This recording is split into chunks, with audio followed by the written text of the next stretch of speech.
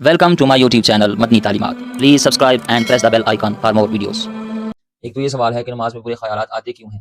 دوسرا سوال کہ نماز میں اگر برے خیالات آئیں تو کیا نماز ٹوٹ جاتی ہے۔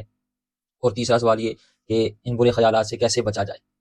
تو یہ تین سوال پوچھے گئے ہیں، میں انشاءاللہ بھی آپ کو باری باری ان تمام سوالوں کے جوابات دینے جا رہا ہوں۔ بسم اللہ الرحمن الرحیم، السلام علیکم ورحمۃ اللہ۔ معزز سامعین کرام، سوال پوچھا گیا ہے کہ نماز میں برے خیالات کیوں آتے ہیں، میں اس کی وجہ سے بہت زیادہ پریشان ہوں، کیا نماز میں برے خیالات آنے سے نماز ٹوٹ جاتی ہے؟ پلیز مجھے طریقہ بتائیں کس طرح نماز میں برے خیالات سے بچا جا سکتا ہے، کوئی وظیفہ کوئی طریقہ بتائیں، میں اس حوالے سے بہت پریشان ہوں۔ مفتی صاحب بہت شکریہ۔ تو یہ بہت اچھا سوال پوچھا گیا ہے، اور یاد رکھیں یہ انہوں نے تو اپنی طرف سے ایک سوال پوچھا ہے، لیکن اس میں تین سوال ہیں۔ ایک تو یہ سوال ہے کہ نماز میں برے خیالات آتے کیوں ہیں، دوسرا سوال کہ نماز میں اگر برے خیالات آئیں تو کیا نماز ٹوٹ جاتی ہے، اور تیسرا سوال یہ کہ ان برے خیالات سے کیسے بچا جائے۔ تو یہ تین سوال پوچھے گئے ہیں، میں انشاءاللہ بھی آپ کو باری باری ان تمام سوالوں کے جوابات دینے جا رہا ہوں۔ اگر آپ یہ ویڈیو پوری دیکھ لیں گے تو اس حوالے سے انشاءاللہ آپ کے ذہن میں کوئی سوال باقی نہیں رہے گا، انشاءاللہ یہ مسئلہ آپ کا حل ہو جائے گا، کیونکہ ہر دوسرے نمازی کے ساتھ یہ معاملہ تقریباً پیش آتا ہے۔ اکثر نمازی جب نماز میں کھڑے ہوتے ہیں تو طرح طرح کے وسوسے، طرح طرح کے خیالات وہ ان کے ذہن میں آتے ہیں، بلکہ بعض لوگ تو یہ شکوہ کرتے نظر آتے ہیں کہ جی وہ چیزیں بھی یاد آ جاتی ہیں جو بھولی ہوتی ہیں۔ تو کیا نماز میں اس طرح کے خیالات آنا اور پھر برے خیالات آنا، اتنے برے برے اور مطلب گندے خیالات آنا، شیطانی خیالات آنا، تو کیا ایک طرف شیطانی خیالات ہیں، ایک طرف میں نماز پڑھ رہا ہوں تو اس طرح نماز وہ ٹوٹ تو نہیں جاتی؟ تو یہ بہت زیادہ یہ سوال پوچھا جاتا ہے، ٹھیک ہے جی۔ تو آج میں انشاءاللہ یہ مکمل اس کا آپ کو یہ تفصیل بتاؤں گا کہ کیا اسے نماز ٹوٹتی ہے یا نہیں، پھر اس سے بچنے کا طریقہ کیا ہے، اور یہ کیوں آتے ہیں یہ خیالات، یہ اہم سوال ہے، یاد رکھیں۔ اب پہلے میں آپ کو یہ بتاتا ہوں کہ یہ سوالات، یہ خیالات جو برے وسوسے ہیں، خیالات ہیں، یہ کیوں آتے ہیں، اس کی وجہ کیا ہے۔ تو یاد رکھیں یہ کوئی ایسا معاملہ نہیں ہے کہ صرف آپ کے ساتھ ہی پیش آیا ہے۔ سنیں، صحابہ کرام رضوان اللہ تعالی علیہم اجمعین جو مطلب اتنی برگزیدہ ہستیاں ہیں، تو آقا کریم صلی اللہ تعالی وسلم کی زیارت سے وہ مستفید ہوئے اور آقا کریم صلی اللہ تعالی وسلم کی بارگاہ میں حاضری دیتے رہے، وہ اتنی بڑی ہستیاں، ان کے ساتھ بھی یہ معاملہ پیش آیا ہے۔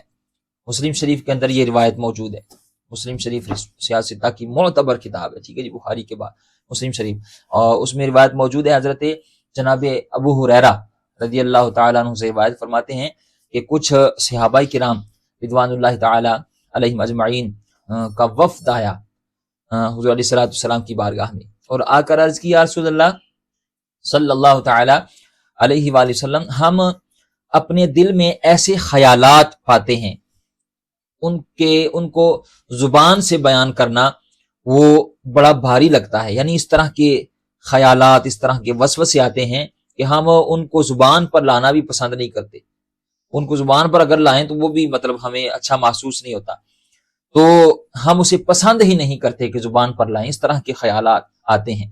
تو نبی پاک علیہ الصلوۃ والسلام نے جب ان کا یہ معاملہ سنا، یہ مسئلہ سنا، تو حضور علیہ الصلوۃ والسلام فرمایا، کیا واقعی ہی تمہیں ایسے خیالات، ایسے وسوسے آتے ہیں؟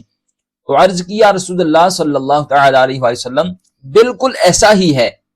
تو آقا کریم صلی اللہ تعالی علیہ وآلہ وسلم نے ارشاد فرمایا، یہی تو خالص ایمان ہے، یعنی وسوسوں کا آنا اور تمہارا انہیں ناپسند کرنا، یہ تو خالص ایمان کی نشانی ہے۔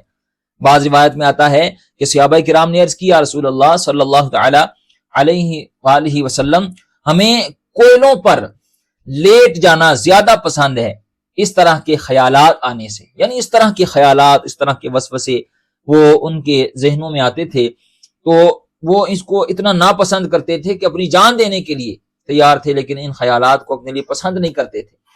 تو آقا کریم صلی اللہ تعالی علیہ وسلم نے فرمایا کہ یہی تو خالص ایمان کی نشانی ہے، شیطان کا کام ہی یہی ہے کہ وہ بندہ مومن کے دل میں وہ طرح طرح کے وسوسے، طرح طرح کے خیالات وہ لاتا ہے، وسوسے پیدا کرتا ہے۔ آپ کبھی قرآن پڑھ کر دیکھیں نا، اللہ تعالیٰ قرآن کریم میں ارشاد فرماتے ہیں، الذی युवस्विसु फी सुदूर الناس, जो शैतान है उसका तो काम यही है कि वो दिलों में वसवसे बुरे ख्यालात पैदा करता है।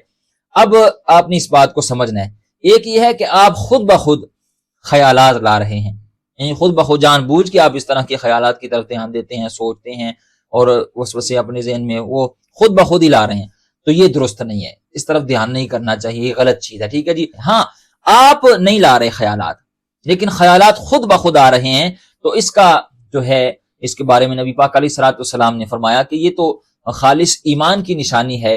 बंदे को तरह तरह के वसवसे ख्यालात वो उसके दिल में आते हैं और वो उसकी तरफ ध्यान नहीं देता बल्कि उसे नापसंद करता है। तो अगर आपके जहन में इस तरह के सवालात, दिल में इस तरह के वसवसे पैदा हों जो बुरे हों, मतलब जुबान पे लाना भी आप पसंद नहीं करते, तो याद रखें अगर आप इस चीज को नापसंद करते हैं तो ये नापसंद करना ये खालिस ईमान की निशानी है। तो ये पहली चीज आपने समझ ली कि ये क्यों आते हैं वसवसे और बुरे ख्यालात। और दूसरा सवाल कि इन बुरे ख्यालात से, वसवसों से कैसे बचा जाए ताकि हम नमाज में वो अल्लाह ताला की बारगाह की तरफ हमारी तवज्जो रहे, ध्यान रहे, नमाज की तरफ हमारा ध्यान रहे, इन बुरे वसवसे और ख्यालात से हम बच जाएं। तो इसका क्या तरीका है?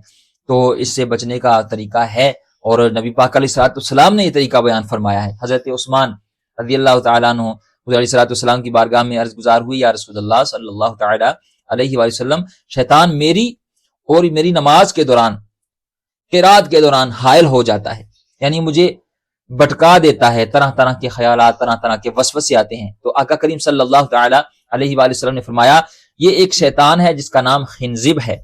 जब तुम्हें ये वसवसा महसूस हो तो अल्लाह की पनाह मांगो और बाईं तरफ 3 बार तुतकार दो, तो शैतान तुम्हारे करीब नहीं आएगा।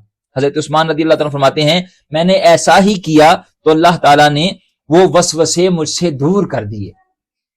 तो इसका तरीका यह है कि जब आप नमाज शुरू करने लगे ना, तो नमाज शुरू करने से पहले आप तावुज़ पढ़ें, अऊज़ु बिल्लाहि मिनश शैतानिर रजीम, ठीक है, ये पढ़ लें। फिर उसके बाद आपने 3 बार उल्टे कंधे की तरफ तुतकारना है, ठीक है ना, इस तरह के थूक भी ना निकले और आवाज भी ना पैदा हो, इस तरह करें, यानी आवाज भी ना पैदा हो और थूक भी ना निकले, ठीक है ना, और तावुज़ पढ़ लें और फिर उसके बाद ये जो तरीका मैंने आपको बताया इस तरह कर लें।